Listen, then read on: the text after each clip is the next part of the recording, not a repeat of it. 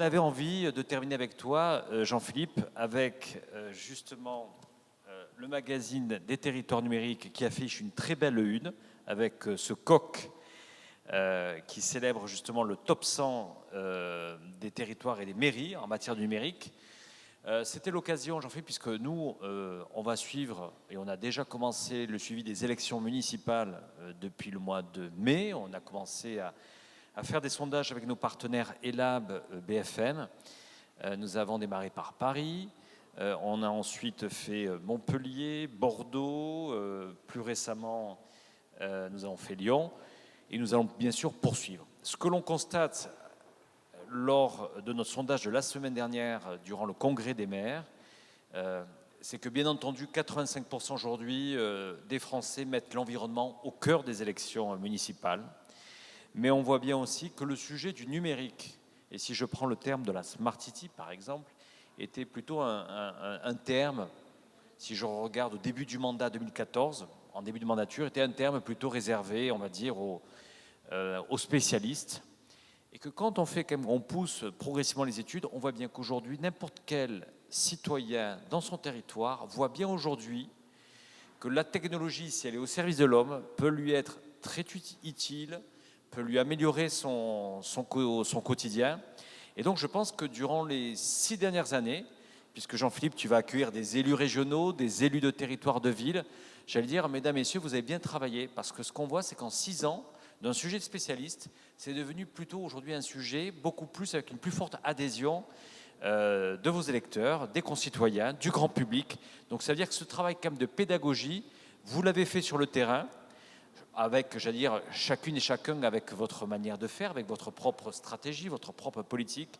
Mais aujourd'hui, je crois que, j'allais dire, pour reprendre une formule de 7 à 77 ans, les Français ont compris qu'aujourd'hui, le numérique était peut-être leur ami et pas leur ennemi, pour reprendre une ancienne formule connue d'un ancien candidat à la présidence de la République. Jean-Philippe, je vais te laisser donc accueillir tes invités, dire que nous, la Tribune, on est très heureux de t'accueillir ici dans ce beau salon Bertrand, puisque tout à l'heure, tu vas également célébrer et mettre à l'honneur quelques acteurs économiques et acteurs politiques. En tout cas, nous, on te félicite. La Tribune est un journal qui existe depuis 85 ans, et je souhaite justement au magazine des territoires numériques que tu puisses célébrer dans quelques années notre 35e anniversaire, puisque la Tribune fêtera son 35e anniversaire l'année prochaine. Je vous remercie.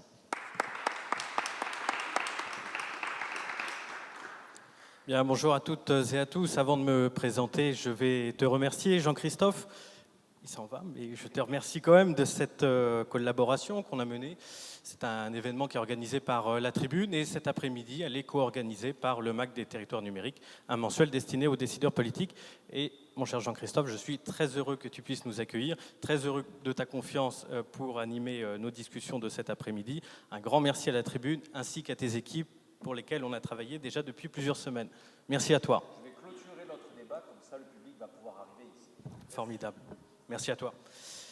Cet après-midi va se dérouler en 3 temps. Dans un premier temps, nous allons assister à une table ronde de 4 élus des territoires de France.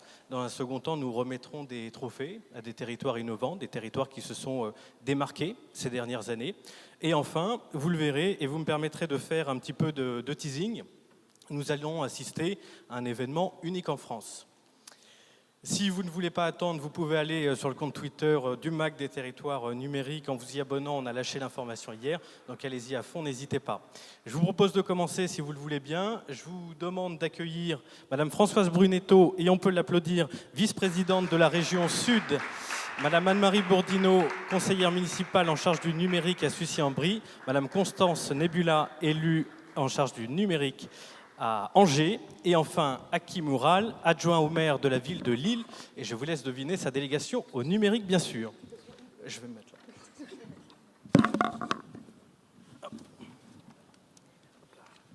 Alors, déjà, je vous remercie à tous les 4 de vous être rendus disponibles. Je tiens également à excuser l'absence de Francky Trichet, adjoint au maire de la ville de Nantes, qui devait se joindre à nous cet après-midi. Et malheureusement, il a eu un contretemps, nous l'excusons. L'objectif de ces discussions pour notre après-midi, vous le savez, dans 3 mois, il y a les élections municipales. L'heure est au bilan. l'heure est au constat, l'heure est à regarder ce qui a marché, de ce qui n'a pas marché. Et c'est tout l'objet de nos débats de cet après-midi. L'idée sera de vanter avec l'ensemble de nos interlocuteurs une idée ou un projet qui a su naître durant ces 6 dernières années. Françoise, on va commencer par vous. Françoise Brunto, vice-présidente de la région Sud en charge du numérique. Est-ce que vous pouvez nous en dire plus, et sachant qu'il y en aura dit davantage tout à l'heure, concernant le projet de Smart Territoire que vous avez su développer depuis les dernières élections régionales? Alors effectivement, merci Jean-Philippe de cette invitation.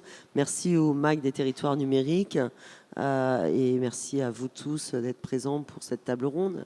Smart Territoire, c'était une ambition lors du moment où l'on est accédé à la présidence de cette région Sud, c'était de faire de la région Sud une des premières smart régions en Europe.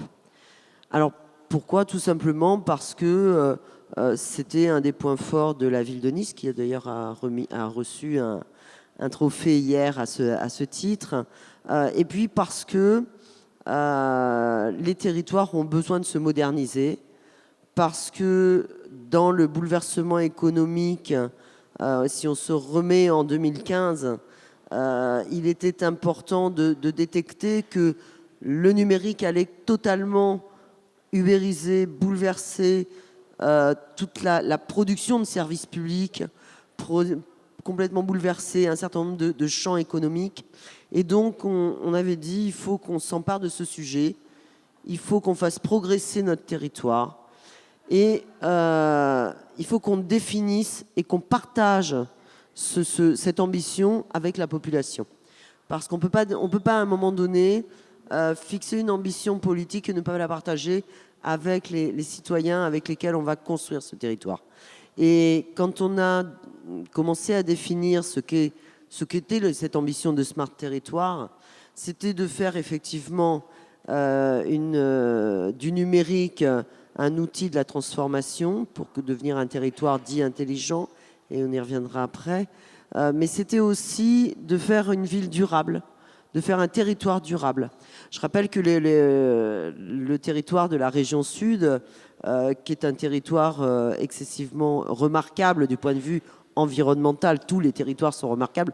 Je ne vais pas prendre de risques, surtout sur une tribune comme celle-ci où toute la France est représentée, mais on représente un territoire remarquable au sens environnemental, puisqu'on a plus de 1000 km de côte au bord de la Méditerranée, puisqu'on rassemble, on va de la mer à la montagne, avec l'ensemble des variétés, depuis les plus grandes métropoles jusqu'aux territoires ruraux les plus reculés, dans l'arrière-pays, dans une jolie Provence ou des Alpes-Maritimes absolument merveilleuses, mais où effectivement on concentre toutes les problématiques. Des problématiques de ruralité, des problématiques de développement agricole, des problématiques de déplacement, des problématiques d'accès au numérique tout court, des problématiques de fracture numérique. Et pour que ça ne devienne pas des fractures sociales, il était important de se fixer cette ambition. Alors cette ambition, on a essayé de la poursuivre avec méthode, avec rigueur, en disant, voilà, la priorité, c'est d'abord de déployer les infrastructures. Parce que sans infrastructure, on ne fera rien. Donc voilà, on est arrivé en janvier 2016. Et maintenant, alors que le constat, c'est quoi? Le constat, c'est qu'on est très en retard. Le constat, c'est qu'il y a une zone dense, c'est bien, qui n'est pas du tout fibrée, enfin pas complètement fibrée. Mais bon, ça, les grands opérateurs vont s'en occuper. Mais par contre, on a un arrière-pays extrêmement important dans les Alpes de Haute-Provence, les Hautes-Alpes, l'arrière-pays du Var, des Bouches-du-Rhône, des Alpes-Maritimes également. Je rappelle que, par exemple, si on cite les Alpes-Maritimes, c'est 100 communes qui font partie d'un réseau d'initiatives publiques sur 160. Donc effectivement, les 2/3 n'étaient pas fibrés. Et donc l'objectif, aujourd'hui, on a couvert la totalité du territoire par des contrats. Et en fin 2021, on aura terminé de fibrer la totalité du territoire. Donc ça prend du temps. C'est des grosses procédures, c'est beaucoup d'argent, c'est des grands enjeux. C'est des enjeux aussi d'aménagement du territoire. C'est des enjeux de zones de priorité en termes de développement économique. Donc une fois qu'on a dit ça, On est bon, il ne faut pas s'arrêter là. Il va falloir se servir de l'innovation. Et tout à l'heure, Jean-Christophe Tortora disait l'environnement est au cœur des préoccupations des territoires et le numérique aussi. Moi, je n'opposerai pas le numérique et le développement durable. Je dis un smart territoire, c'est un territoire smart, intelligent, secure, safe et durable. Et le numérique est un des outils de la durabilité du territoire. Et je vais prendre un exemple. On a donc, dès janvier 2016, lancé 8 opérations d'intérêt régional sur des filières d'excellence et avec une ambition qui a été rajoutée d'avoir une COP d'avance et de se servir de l'innovation au service d'une COP d'avance.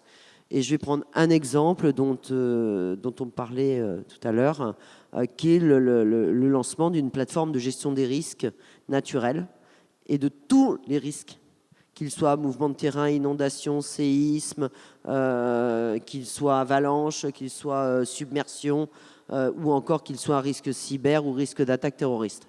Et effectivement, c'est avec des outils comme ça qu'on fera face à des épisodes, comme on a encore eu ce week-end sur nos territoires, d'inondations qui ont fait quand même 4 morts.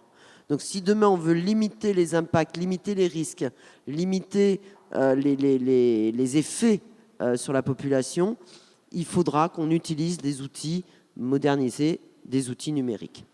Et puis ensuite, on a développé effectivement, on a été labellisé avec un institut d'intelligence artificielle, un institut interdisciplinaire d'intelligence artificielle, sur l'ambition Smart Territoire et en particulier la mobilité autonome.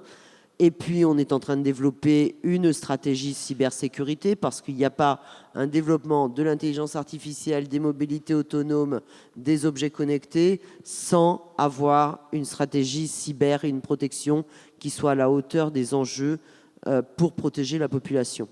Et puis, avoir une stratégie également de développement éthique de cette politique digitale, parce qu'il faut protéger les concitoyens, et en particulier les plus faibles, dans cette stratégie de développement de Smart Territoire, pour qu'ils puissent à la fois accéder aux services digitaux, donc avec de l'inclusion numérique, et puis également les protéger des risques encourus sur les différents outils numériques. Donc voilà, rapidement brossé, et au soutien de toute cette politique digitale, une politique de formation, car la première ressource d'un développement d'un territoire, c'est l'humain, et il faut une ressource formée pour être attractif pour les entreprises. Voilà un témoignage des plus intéressants et des plus passionnants. On a compris que ça bougeait en région sud, en tout cas qu'il y avait du dynamisme, qu'il y avait une vision, qu'il y avait une stratégie qui était fixée. S'il y a des élus dans la salle, j'aimerais peut-être que vous puissiez revenir un petit peu sur cette plateforme de prévention destinée aux risques dans les différentes... C'est quoi, combien il y a 1000 communes en région sud à peu près? Alors, il y a 850 communes à peu près. On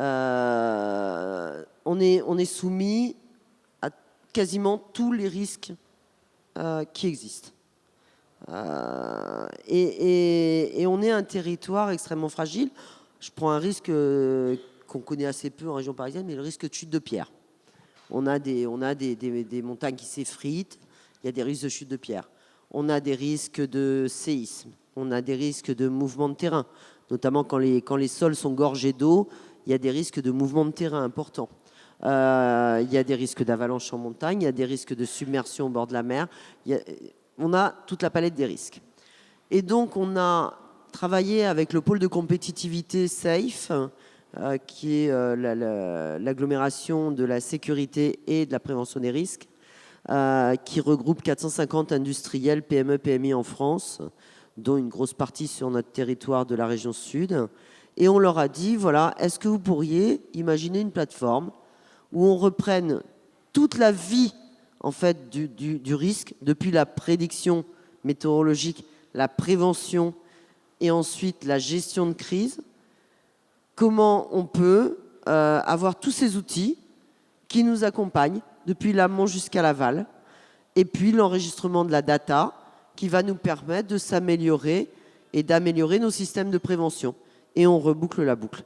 Et effectivement, on a ajouté le risque cyber et on a ajouté le risque terroriste, puisque, alors là, je vais prêcher pour ma propre commune, qui est Cannes. Cannes accueille le monde entier au travers de 200 événements par an, dans un palais des congrès, le palais des festivals, qui est le deuxième palais des congrès en France, en effet direct, indirect et induit sur l'emploi. C'est 22 000 emplois. Ce sont des grands événements qui nécessitent, pour garantir l'attractivité mondiale, d'être totalement sécurisés. C'est ce qui a fait qu'on a accueilli le G7, le G20, qu'on a accueilli les plus grands événements mondiaux sur notre territoire. C'est parce qu'on est capable de sécuriser. Et donc, on a dit il faut que le risque terroriste soit pris en compte. Et ça aussi parce qu'on a été touché au cœur de la cité de Nice en 2016, sur la baie des Anges, sur la promenade des Anglais. Et donc, on a dit ce risque-là est un risque totalement avéré sur notre espace urbain. Il faut qu'on le prenne en compte.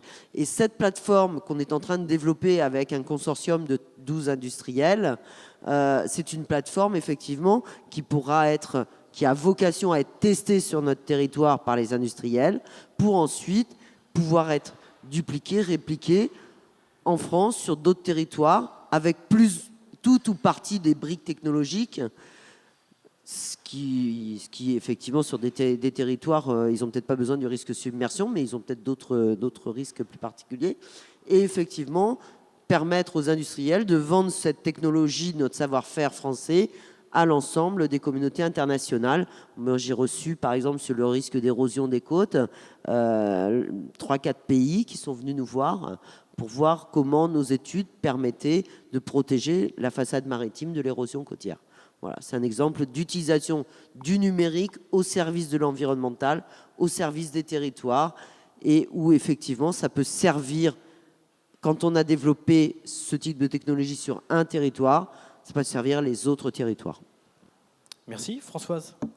Transition parfaite, parce qu'effectivement, au-delà des projets, des infrastructures, des idées, faire du numérique pour faire du numérique, ça ne sert à pas grand-chose en définitive. Donc il ne peut s'approuver dans le temps que si les citoyens du territoire puissent se l'approprier. Et ce sera l'objet de nos discussions avec Anne-Marie Bourdineau, conseillère municipale en charge du numérique à Sucy-en-Brie et de la mobilité urbaine. 26 000 habitants. Concrètement, l'inclusion numérique à Sucy-en-Brie ?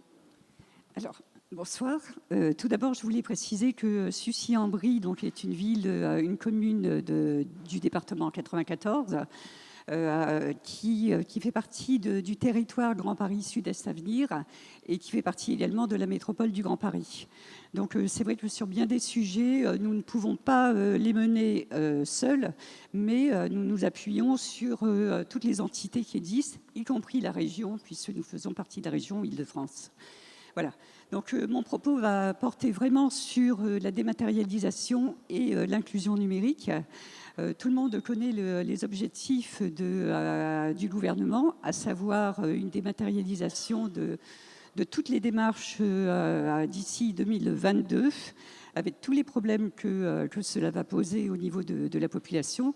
Et ce sont les élus et les services qui sont directement confrontés à ce type de problème. Donc, la ville de Sucy est bien sûr engagée de son côté dans la dématérialisation également, puisque nous avons mis en place une gestion relations usagers, un portail famille, ce qui permet aux usagers de faire leurs démarches tranquillement 24 heures sur 24 et 7 jours sur 7. Il faut savoir que 90% des usagers utilisent le portail et la gestion relations usagers pour les inscriptions scolaires, périscolaires. Voilà, donc c'est très important. Par contre, nous gardons toujours en tête l'idée de l'accueil direct de la population qui est éloignée du numérique. Et c'est là que je vais en venir par rapport à l'inclusion numérique, parce que qui dit dématérialisation dit de toute façon fracture numérique. Et c'est un sujet qui nous préoccupe depuis longtemps. Donc, nous avons ouvert il y a un mois un espace public numérique au sein de la médiathèque ludothèque de Sucy-en-Brie. Il faut savoir que la médiathèque est un lieu de vie et de brassage de la population qui est très important, puisque nous avons à la fois des espaces de lecture pour adultes, pour enfants, une ludothèque, et tout le monde circule dans cette médiathèque et vient spontanément dans l'espace numérique. Donc cet espace est un laboratoire social. Il est à la fois social et donc il doit répondre à cette problématique par rapport aux usagers éloignés du numérique. Et donc c'est la raison pour laquelle nous avons mis en place sur la ville un maillage avec tous les acteurs sociaux, donc en particulier le département et les travailleurs sociaux. Hier encore, je présentais l'espace public numérique auprès du département, des espaces de solidarité qui sont très intéressés. Et donc, également avec les associations qui sont nombreuses sur Sucy, les écrivains publics, les bénévoles. Il faut savoir que quand il y a accompagnement des personnes en difficulté, il y a quand même 3 problèmes qui se posent. À la fois la confidentialité des données que les personnes sont appelées à maîtriser, enfin à toucher.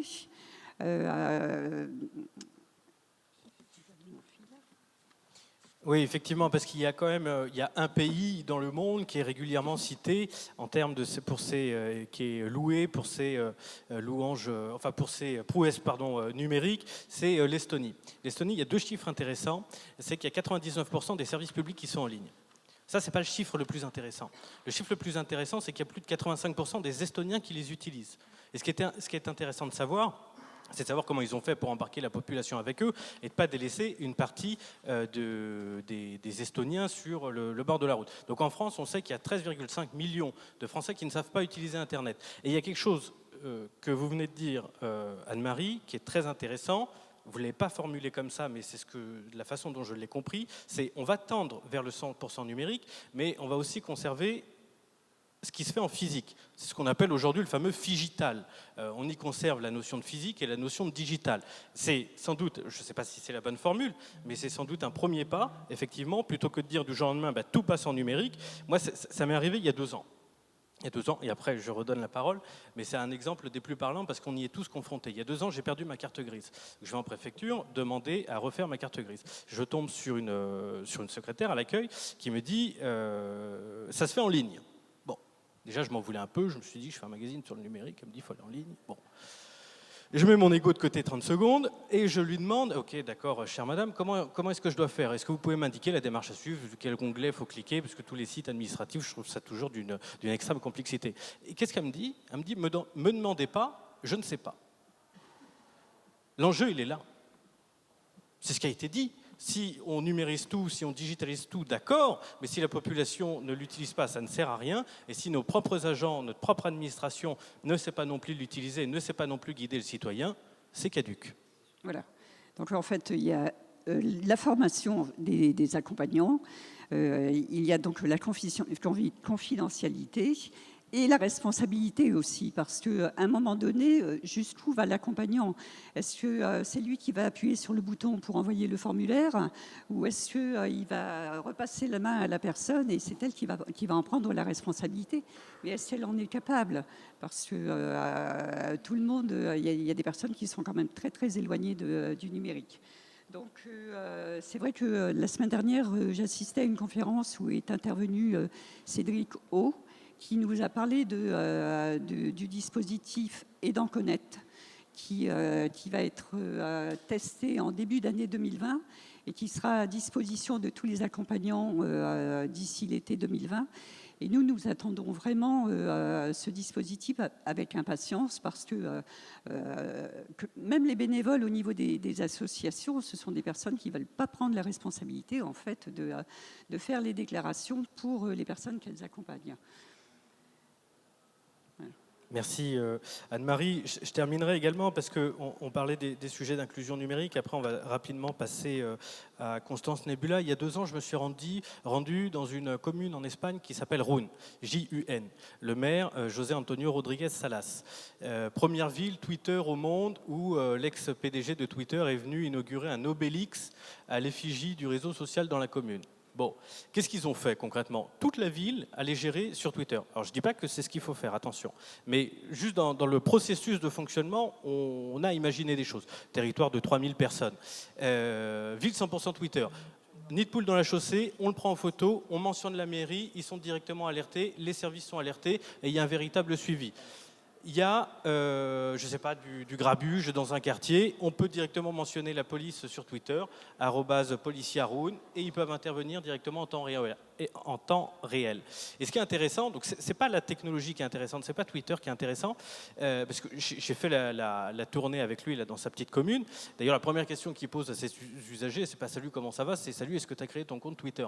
Donc, depuis 3 ans, et tous les samedis matins, il a fait ce grand travail de démarche à faire de l'inclusion auprès des habitants, pensant que c'était une méthode, que c'était la meilleure méthode pour sa commune. Et il explique, notamment en France, on peut avoir un système pyramidal. Pour essayer de joindre monsieur ou madame le maire qui est en haut de la pyramide, il faut passer par une catégorie d'échelons. Et c'est vrai, il faut passer par monsieur le secrétaire, madame la secrétaire, par des services différents, etc.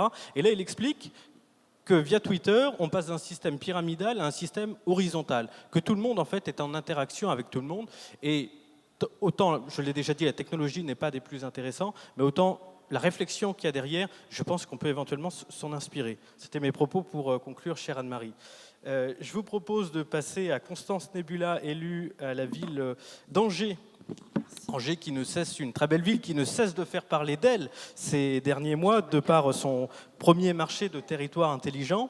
Ça va être passionnant de vous entendre et de vous écouter. Je pense qu'on a plein de choses à entendre et à comprendre. Vous pouvez nous en dire plus? Oui, déjà, alors bonjour à tous, je ne suis pas Francky Trichet, qui est donc sur la photo juste derrière moi, parce que je vois que la photo n'a pas été changée. Donc Constance Nebula, effectivement, je suis élue à la ville d'Angers ainsi qu'à Angers-Loire Métropole, en charge du numérique, de l'innovation et de la Smart City.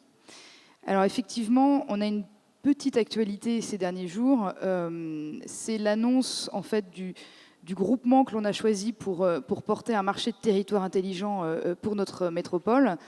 Et donc, je vais vous en dire quelques mots en reprenant un petit peu d'historique pour comprendre un petit peu de quoi on parle et surtout vers quoi on veut aller et quelle est un petit peu notre vision, en tout cas pour le territoire angevin, de cette fameuse Smart City dont tout le monde parle et qui, à mon avis, dans les prochaines semaines, dans le cadre des élections municipales, sera un débat assez intéressant.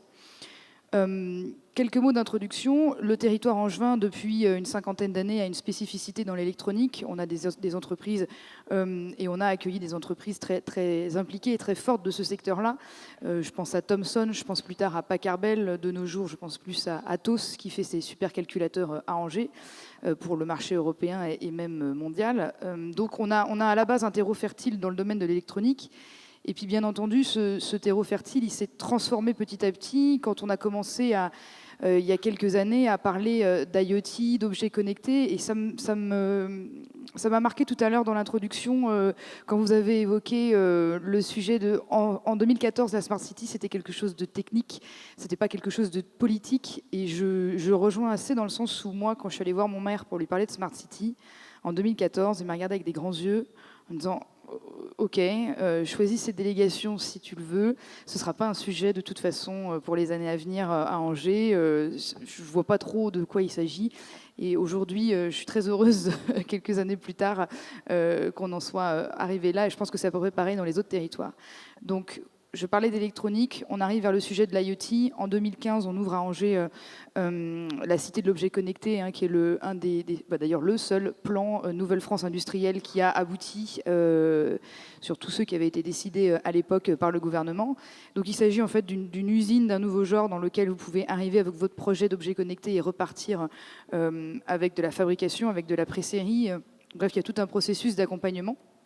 Suite à ça, on a naturellement été labellisé French Tech, qui a récompensé effectivement notre écosystème électronique, mais pas que, parce que derrière, il n'y a pas que l'objet en lui-même, il y a les logiciels, il y a les réseaux, il y a qu'est-ce qu'on fait là, autour de l'objet connecté.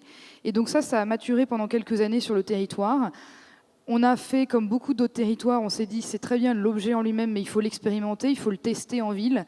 C'est cette notion de Living Lab. Donc on a testé des solutions innovantes dans le territoire angevin, dans différentes thématiques, des politiques publiques. Ça va être l'éclairage, le stationnement, la gestion des déchets, la sécurité aux abords d'une école. Donc ça, c'est des expérimentations qu'on a menées pendant plusieurs années. Jusque-là, c'est assez classique. Et puis, au bout d'un moment, je dirais même plus, en janvier 2018, on est alors avec le maire au CES de Las Vegas, puisqu'on a pris l'habitude de s'y rendre chaque année, parce que c'est vrai qu'on est quand même sur de la technologie pure, et par rapport à Angers et électronique, ça avait un sens, et ça a toujours un sens. Et c'est là qu'on évoque, et même qu'on décide, ou qu'il décide, je ne sais plus juste, le principe de passer à la plus grande échelle, c'est-à-dire l'expérimentation, c'est bien, mais par définition, ça a un temps. Il y a un moment, il faut passer la barre, il faut passer l'échelle. Et donc, on a décidé de lancer un projet, un marché global de performance à l'échelle de toute l'agglomération, donc Angers-Lords Métropole, presque 300 000 habitants, 31 communes, dans lequel vous avez des briques thématiques qui sont en fait des briques de gestion urbaine, assez classiques. Mais là où c'est pas classique, c'est que ces briques n'avaient pas vocation à travailler ensemble, ces thématiques n'avaient pas vocation à être dans un marché unique. Et donc, par ce format assez atypique de briques thématiques dans lequel on retrouve les mobilités, la sécurité, l'éclairage public, les bâtiments publics, la gestion des espaces verts, et j'en oublie, puisqu'il me semble qu'il y a 9 briques sur la tranche ferme et d'autres briques sur la tranche optionnelle.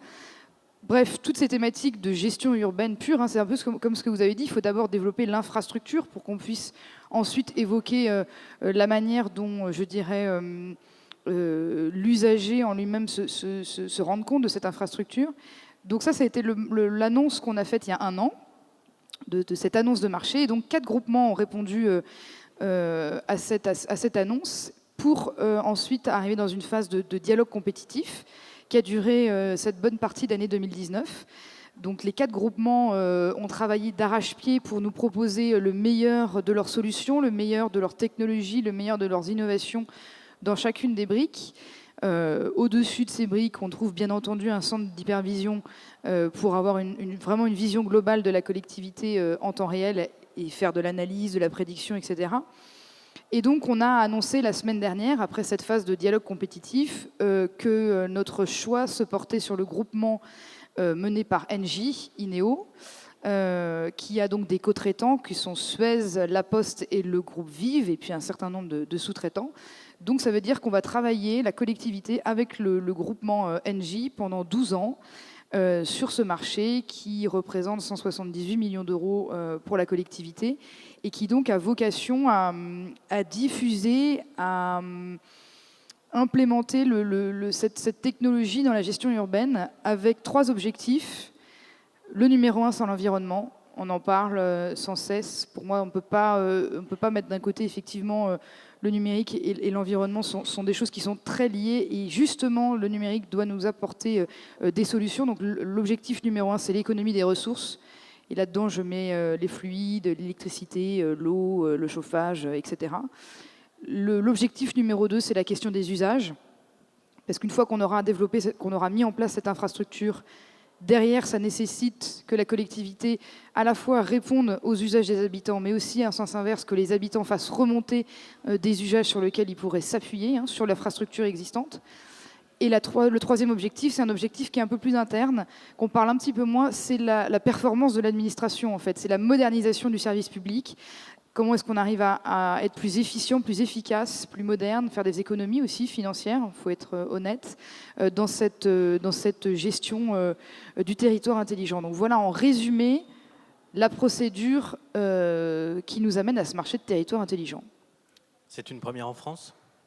Alors disons qu'il est unique par son format, c'est-à-dire que c'est donc un marché global de performance, ça veut dire que le groupement a une obligation de résultat. Je vous prends un exemple très simple, les économies d'énergie dans l'éclairage public. Le groupement a dit « nous ferons 66% d'économies d'énergie ». S'ils n'atteignent pas ces 66%, ils ont des pénalités financières. Pareil pour les bâtiments publics. Ils nous ont prouvé par A plus B qu'ils peuvent atteindre 25% d'économie sur le chauffage. S'ils n'atteignent pas ces objectifs, ils ont des pénalités financières. Et dans l'autre sens, s'ils font au-delà de ces objectifs, il y a un système de reversement ou de compensation de la part de la collectivité. Et c'est comme ça pour toutes les briques, pour tous les objectifs, tout est chiffré, etc. Donc on a une obligation de résultat, ce qui fait qu'on ne se lance pas dans un truc qui est gadget. Ce marché, il est extrêmement concret, il est très précis et surtout, il est utile. C'est-à-dire que tout ce qui est dans ces briques et tout ce que nous a proposé le groupement, nous le ferons que si ça nous rapporte quelque chose, que ce soit au niveau financier, au niveau énergétique, en termes de performance ou d'efficience. Et puis surtout, c'est le fait d'avoir cette vision transversale de la collectivité, de la gestion urbaine d'Angers-Loire Métropole, qui est assez innovante, puisqu'on a vraiment des thématiques, et on a mis autour de la table des directeurs de services ou des agents qui n'avaient pas l'habitude de travailler ensemble, et qui, là, pour ce dossier-là, ont un point commun désormais, c'est cette question du territoire intelligent. Et donc chaque service, c'est-à-dire notre système normalement en silo, assez classique des collectivités, a dû s'adapter aux services voisins pour avoir un projet qui soit performant dans tous les domaines et sans qu'il y ait un domaine qui sorte du lot, c'est-à-dire que, alors ok, ils sont excellents en éclairage public, mais ils ne sont pas bons en gestion d'espaces verts. Non, là c'est vraiment la performance et la transversalité à son maximum. Et puis je rajouterai par-dessus, bien entendu, l'hypervision, qui n'est pas une cause de ce marché, mais une conséquence, qui peut être aussi différenciante par rapport à d'autres marchés bien connus qu'on a pu voir ces derniers mois en France. C'est-à-dire, nous, on n'est pas parti de l'hypervision en disant on met des briques dans l'hypervision, on est parti du constat inverse.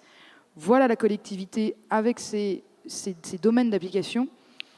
L'hypervision sera une conséquence de cette gestion de ces briques. Et c'est vraiment passionnant. Merci beaucoup, Constance Nebula. Naturellement, on aurait plein de questions à vous poser, mais contrainte de temps oblige. Néanmoins, je vous propose de finir cette table ronde en beauté avec Hakim Moural, adjoint au maire de la ville de Lille. Avec l'atout mixité de cette table ronde. Oui, c'est vrai, ça change. Hakim Moural, qui est auteur de nombreux rapports sur la ville intelligente, qui est un ancien membre également du Conseil national du numérique.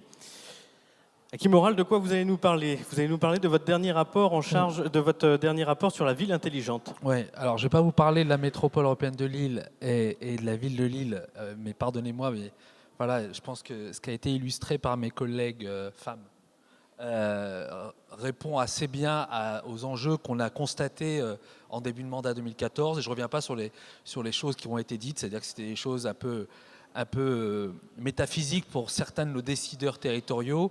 Et on a réussi, tant bien que mal, à pouvoir en faire une réalité. Et Angers est un merveilleux exemple. Peut-être vous dire que là, je suis au titre de ma mission ma dernière mission pour le gouvernement sur la question au fond, dans tout ce qu'on explique là, et l'importance de l'expérimentation sur les territoires, des nouveaux process qu'on développe, des nouvelles solutions qu'on apporte, est-ce que la France, dans l'Europe, a une place dans le monde à exprimer aujourd'hui au travers des géants asiatiques et américains? Et c'est quand même une certitude qu'on peut avoir quand on fait un peu le tour dans le rapport qu'on a rédigé, qu'on a remis au Quai d'Orsay l'année dernière et au Président de la République.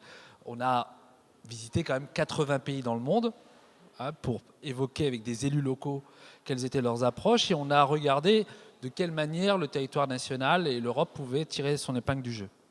Et c'était vraiment assez édifiant comme constat que nous faisons. Et aujourd'hui, la bataille qui est devant nous, c'est de légiférer, trouver de manière réglementaire les aspects qui nous permettent de construire cet esprit franco-européen à l'export aujourd'hui. D'abord, la première chose, ça a été évoqué à plusieurs reprises, c'est quoi la ville intelligente? D'abord, ça a été très bien dit, je ne vais pas y revenir, mais la ville, elle n'est pas intelligente par les technologies qu'on y implémente. Évidemment, elle est intelligente par ceux qui la font, les citoyens, les acteurs publics, les acteurs privés. Voilà. Et donc ça, c'est vraiment essentiel à évoquer. Le deuxième élément, c'est au fond, est-ce qu'aujourd'hui la ville intelligente est un objet politique? Oui.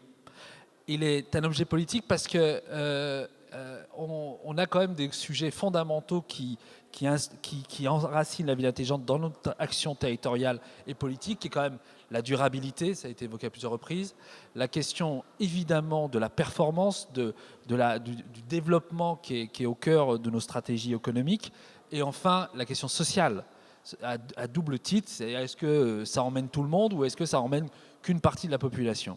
Et donc là, il y a un vrai sujet politique, à savoir est-ce qu'on met plus l'accent sur tel ou tel sujet ou tous en même temps.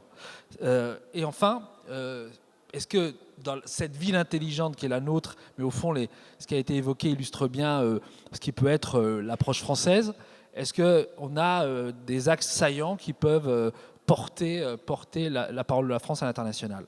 D'abord, dire que ce qui est très fort aujourd'hui, est-ce que moi, avant d'écrire le rapport, j'étais extrêmement critique par rapport à ça, c'était l'aspect régulation et côté normatif au fond de notre organisation nationale.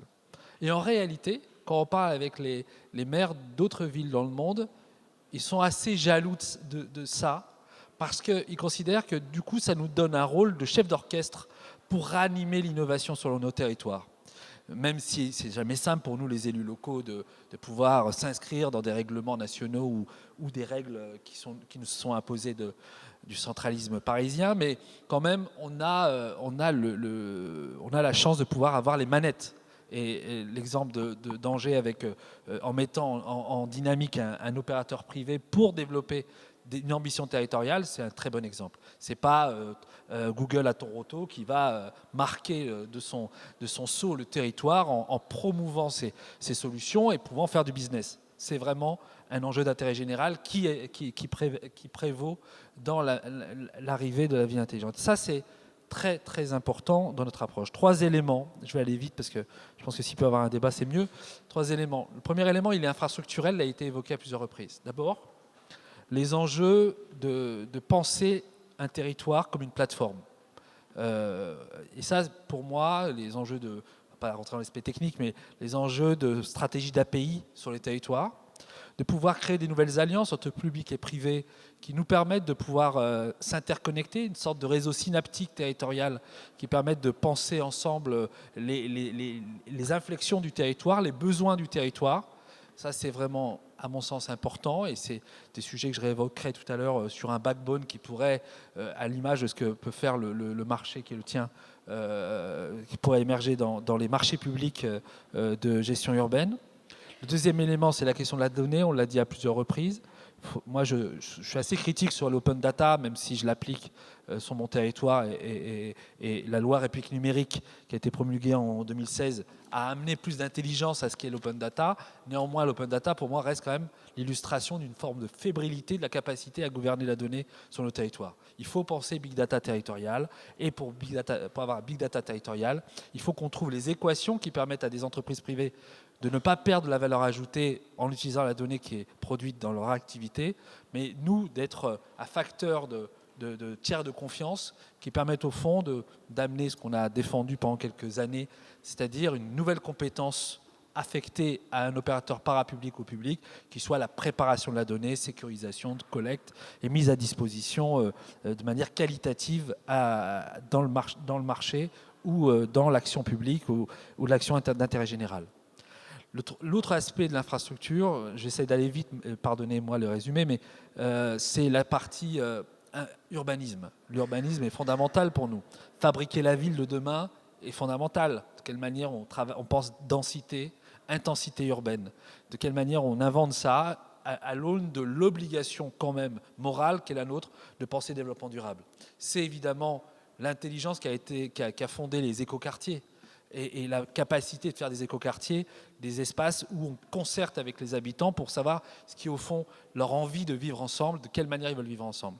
Et ça, c'est pas du numérique forcément, même si le pilotage est numérique, mais c'est de l'intelligence collective qui doit émerger dans un monde où le numérique permet de mieux rendre visible au fond les interconnexions entre les différents services.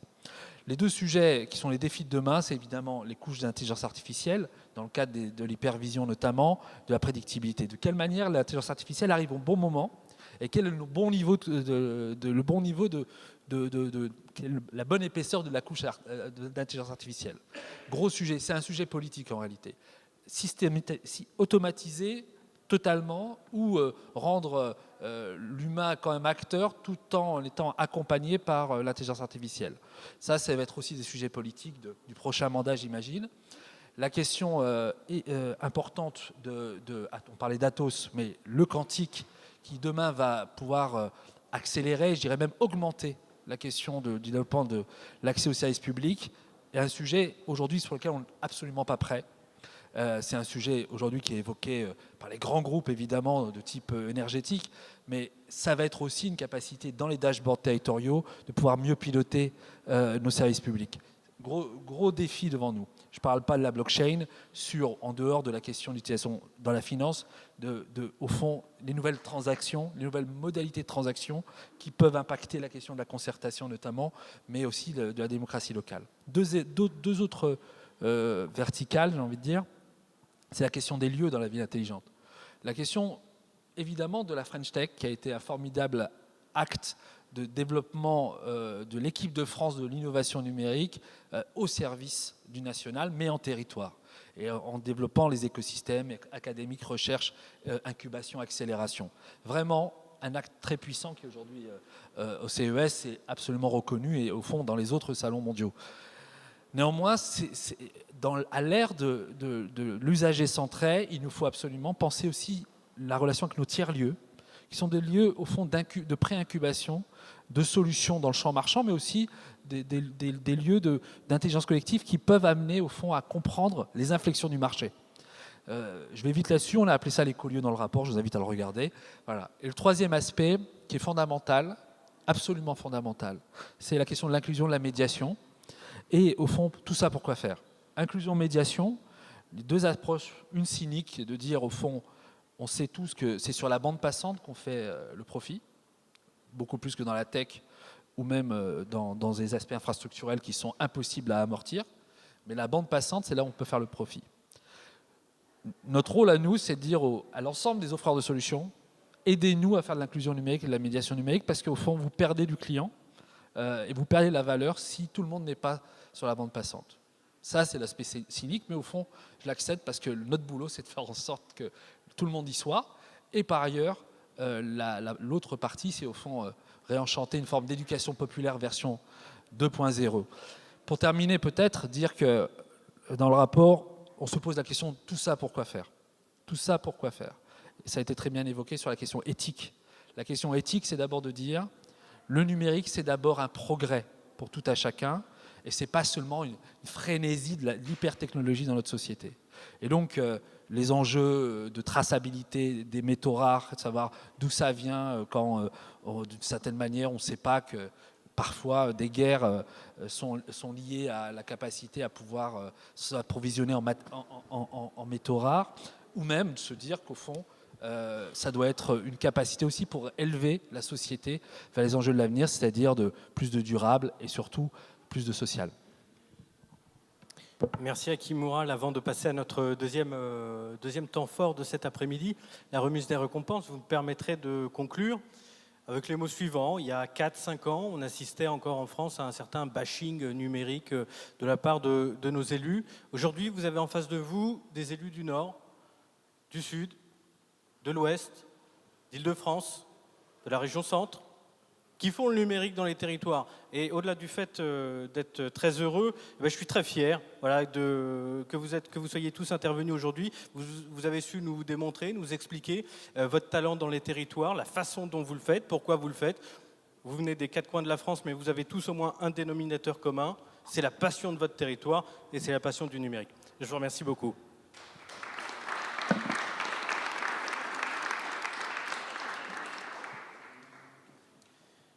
Bien, nous allons passer à la deuxième séquence. Vont rester sur scène Françoise Brunetto et Constance Nebula.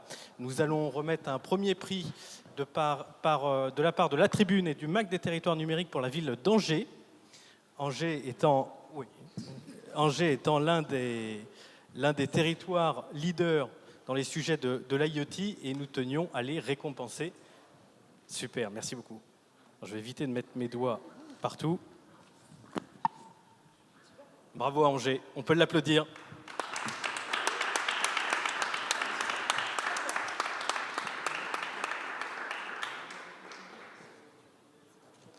Merci pour Angers.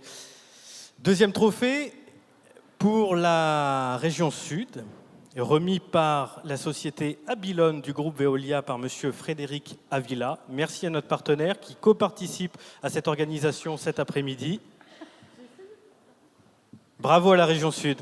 On peut l'applaudir.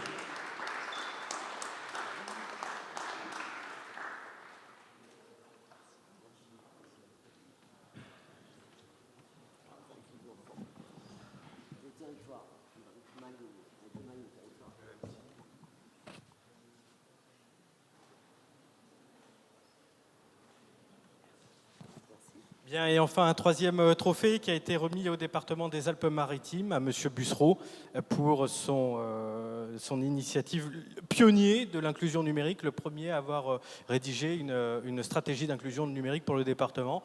Il nous excuse, il ne peut pas être parmi nous cet après-midi, mais nous lui adressons nos sincères félicitations également. Merci. Je vais rester maintenant avec... on va assister au dernier temps fort de cet après-midi. J'ai fait un petit peu de teasing tout à l'heure. J'ai vu que ça avait un petit peu marché. Je remercie celles et ceux qui ont joué le jeu. Une première en France. Quelque chose d'unique, d'inédit. Tâchons de le faire humblement et modestement. Cela va sans dire. Mais nous allons assister au lancement du CNN. Le CNN, le Conseil national des élus du numérique. Alors Françoise, qui en est l'une des représentantes, va nous en dire un petit peu plus. J'ai d'ailleurs rédigé quelques questions. Le CNN qui aura vocation à être une association de loi 1901 et qui aura vocation à rassembler les élus au numérique de France dans, par et pour les territoires du pays. Pourquoi décider de créer le CNN, Françoise ? Alors, en fait... il y a deux enjeux. Le premier enjeu, je dirais que c'est parce que c'est sur les territoires que les choses se font. C'est ce que j'appelle do local. Et puis le deuxième enjeu, c'est think global. Parce qu'effectivement, si on pense, et nous l'avons démontré tous ensemble, que le numérique est au cœur d'un développement durable aujourd'hui et demain, si on pense qu'effectivement, dans la bataille du numérique mondial, l'Europe a une place à jouer, l'Europe a une place à tenir, et la France, au sein de l'Europe, a une place à tenir, alors effectivement, je pense que ça viendra de la dynamique des territoires. Et nous pensons effectivement que c'est la dynamique des territoires qui aidera à construire une Europe du numérique dans laquelle nous aurons notre vision du numérique. Et on a une vision à défendre. Effectivement, ça peut paraître extrêmement ambitieux, mais c'est surtout en fait de dire on ne peut pas tout attendre de la Commission européenne, de l'État, des gouvernements, du gouvernement. Je pense que c'est l'engagement à chacun à son niveau sur le territoire qui font la dynamique globale. Et dans cette dynamique, les élus du numérique sont au cœur des enjeux. Ils sont au cœur à la fois des besoins, au cœur de la relation avec le citoyen et au cœur des solutions qu'ils peuvent développer avec l'ensemble des acteurs des territoires, que sont les entreprises, les chercheurs, les citoyens eux-mêmes engagés. Et on le voit au travers tout simplement d'opérations comme les hackathons, où effectivement il y a une formidable dynamique entrepreneuriale pour trouver des solutions, pour améliorer la résilience du territoire et son développement.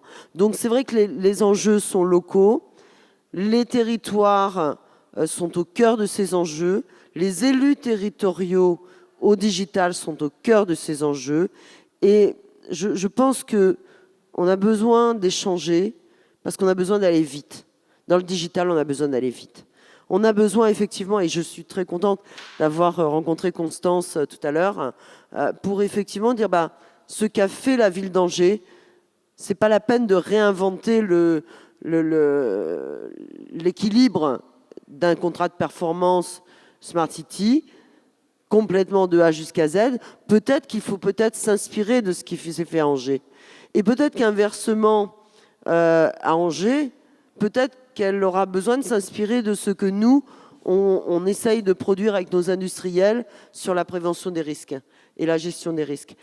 Parce qu'effectivement, on va échanger, on va mettre en commun, on va partager, on va coproduire ensemble de l'innovation, on va mettre en lien une intelligence collaborative entre les élus du territoire. Alors, merci François. J'ai encore 2 petites questions avant de clôturer cet après-midi. Pour résumer, si j'ai bien compris, le CNN, il a vocation à rassembler les élus au numérique de France pour réfléchir à leurs enjeux communs dans les territoires, de faire en sorte qu'une initiative qui a été réussie au nord, elle puisse être réussie au sud. Et à l'inverse, une initiative qui n'a pas marché au nord, ou l'inverse, cher Hakim, puisse réussir dans le sud.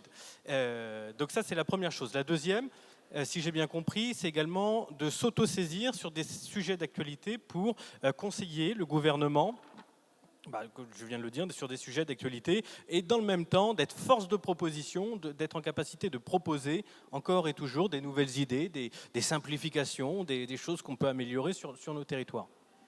Alors effectivement, la vocation aussi d'une communauté d'élus du numérique française, c'est aussi d'être un benchmark à grande échelle. C'est de réunir un petit peu toutes nos expériences et puis les obstacles qu'on rencontre pour pouvoir être un interlocuteur et porter à la fois des propositions, de dire, vous voyez, je vais prendre un exemple, sur la commande publique d'innovation, alors pas à l'échelle d'un marché global de performance, mais commande publique d'innovation pour simplement faire travailler une start-up parce qu'on a repéré un produit innovant intéressant.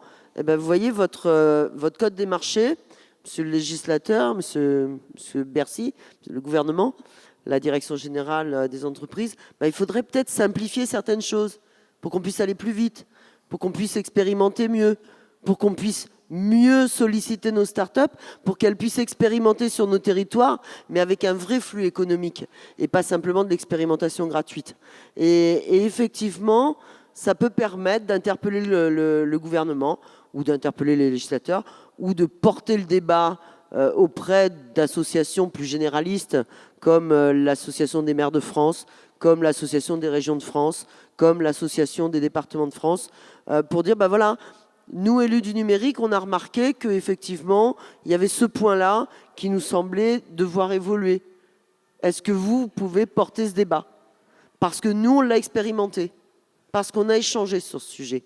Donc ça, c'est un grand point, effectivement, d'être force de proposition, d'évolution réglementaire, ou de simplification, ou de modification, parce qu'il faut arrêter de soviétiser le territoire, comme a dit mon maire.